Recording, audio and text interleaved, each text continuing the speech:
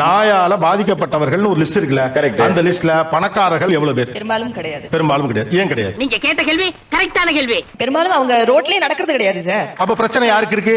Point கொக்கி போட்டுல பிடிக்கிறீங்க.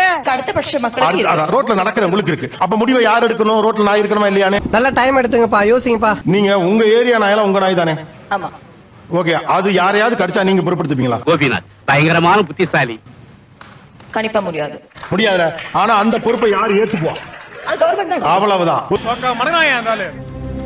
சென்னையில 1 லட்சம் பெட் டாக்ஸ் இருக்குதான். 10 லட்சம் பேர் தான் லைசென்ஸ் வாங்கிருக்கீங்க. மிச்சம் 90 லட்சம் பேர் லைசென்ஸ் வாங்கல. இந்த கேஸ்ல இதான் முக்கியமான பாயிண்ட். ஒரு வருஷம் ஆகுது சார் நான் அப்ளை பண்ணி, அப்படியே நிக்குது. உண்மை பாயிண்ட் சார். இப்ப லைசென்ஸ் வரல, நீங்க என்ன செய்யணும்? சார் எனக்கு அதெல்லாம் வேணாம் சார். இல்ல, லைசென்ஸ் வர வரைக்கும் நீங்க வளர்க்க கூடாது. சாம்பார் ஆப் எனக்கு தம்பி கடிச்சு கிட்டத்தட்ட 75 நாள் ஒன்றும் பிரச்சனை கிடையாது. ஆனா அந்த 75 நாள்ல நான் உங்களுக்கு எந்த ட்ரீட்மெண்ட் எடுக்கணும் எல்லா ட்ரீட்மெண்ட் எடுத்தோம்.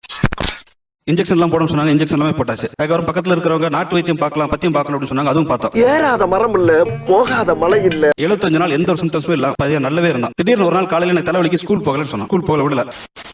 அன்னைக்கு ஈவினிங் பாத்தீங்கன்னா வாயிலிருந்து ஒரு மாதிரி கூட எல்லாம் உடைச்சிட்டு அந்த ரேபிஸ் சிம்டம்ஸ் காட்டுது. ஹாஸ்பிட்டல் பேசினா ஹாஸ்பிட்டல் உள்ள எடுக்க மாட்டேங்கிறாங்க. எவ்வளவு கேவலமான பிறவிங்க இல்ல நம்ம. பிரைவேட் ஹாஸ்பிட்டல் உள்ள வரக்கூடாது அப்படிங்கிறாங்க. டாக்டர்ஸ் உள்ள வரதுக்கு பயப்படுறாங்க. இல்ல இனிமேல் ஒன்றும் பண்ண முடியாது, வீட்டுக்கு கொண்டு போங்க அப்படிங்கிறாங்க. ட்ரீட்மெண்ட்டே கொடுக்க வர மாட்டாங்க அப்படிங்கிறாங்க டாக்டர்ஸ். இது எவ்வளவு வேணும் கேளுங்க கொடுக்குறேன். கடைசி வீட்டுக்கு கொண்டு வந்தார், பார்க்கவே மாட்டேன்னு சொல்லிட்டாங்க. அடுத்த நாள் பையன் இறந்து போயிட்டு 8 வயசு வரான சாகர வயசா. எல்லா தடுப்பூசியும் போட்டோம், எல்லாமே கொடுத்தோம். அந்த ரேபிட்ங்கிற நோய் வந்துச்சு அப்படின்னா நம்மளால காப்பாற்ற முடியாது.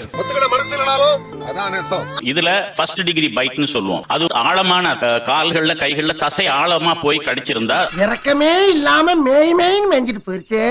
ராபிஸ் இம்யூனோகுளோபின் ஒரு வேக்சின், அது ஒரு டோஸ் போடணும். அந்த இடத்த சுத்தி தான் போடுவாங்க. அதுக்கு 10,000 இருந்து 20,000 வரைக்கும் செலவாகும். அது வயோதிபரை கீழே இழுத்து போட்டு கொண்டிருது. உடல் ஊனமுற்றோரை என்ன பண்ணும் சார்? நீங்களும் நானும் ஓடிடலாம், கல்லெடுத்து அடிக்கலாம், கம்பெடுத்து. உடல் ஊனமுற்றோர் சாம்பார் ஒரு புது பாயிண்ட். இப்ப நான் ஒரு அடல்ட், என்னால ஓடிட முடியும். சுடிதார போட்ட பொண்ணு ஓடும், புடவை கட்டின லேடிஸால ஓட முடியாது. ஒரு ஒர்க்கர் அந்த இடத்துக்கு கிளீனிங் பண்ண வர்றவங்களாகட்டும், அவங்கள ஒரு ஆயாமாவை துரத்துது, ஒரு வயசானவங்களாகட்டும், ஒரு குழந்தையாகட்டும், அப்ப அவங்க என்ன பண்ணுவாங்க?